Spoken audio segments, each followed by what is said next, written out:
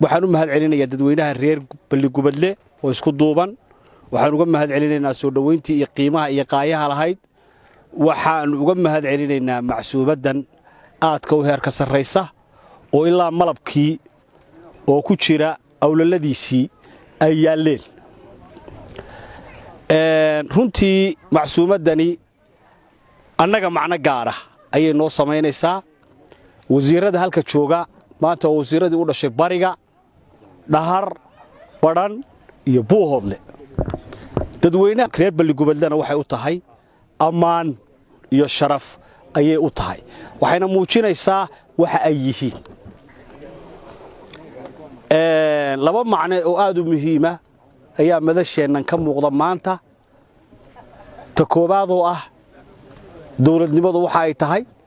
iyo ta labaad oo ah ehelnimada aan fasiro marka labadu waxay kala yihiin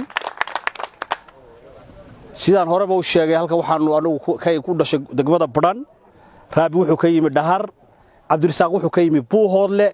Badha saabka gobolku wuxuu ka yimid Saylac intuba inay Balligubadle isugu yimaadaan waxa keentay dawladnimada waxa keentay amniga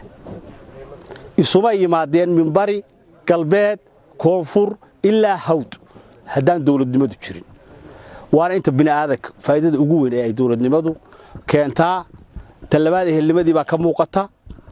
aad baan ugu faraxsanahay runtii gobolka maamulkiisa ee degmada baa u mahad celinayaa waxaan u mahad celinayaa waliba maamulka degmada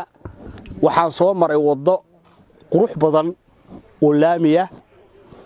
oo doorarkii hore aan imanayay aan dhisnayn aadna u ballaaran runtii 30 mitir ka kooban waxaan la dareemay in maamulka degmadu dhisay wali cidma weydiin oo cashuurtii uu meelahan ka helay uu ka dhisay haday dhiseen in kasta aan cid weydiin aad bay u mahadsan yihiin cid kasto dhistayna way mahadsan tahay dadweynaha reer Balligubadle waxa kula dardaarmayaa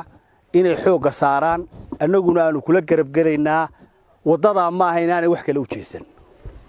wadada isku xidha Hargeysa iyo Balligubadle wadadaasi waxay soo saari doontaa qiimaha magaaladan leedahay Hargeysa way noo dhowdahay 60 bay jirtaa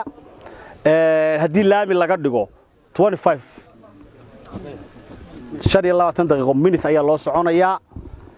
qiimaha magaalada dhulkeeda horumarkeeda waxba ka bedelaysaa iyo dakhligeeda iyo dhaqaalaheedaba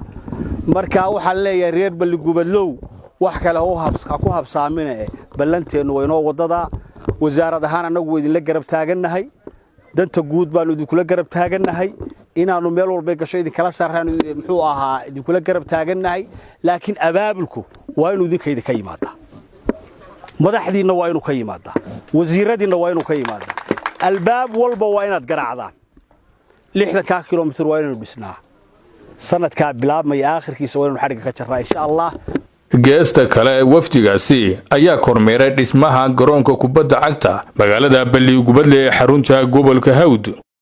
maxamed Shiciir Ahmed iyo Cabdinajiib Dabic Ismaan TV qaranka Soomaaliland magaalada Balligubadle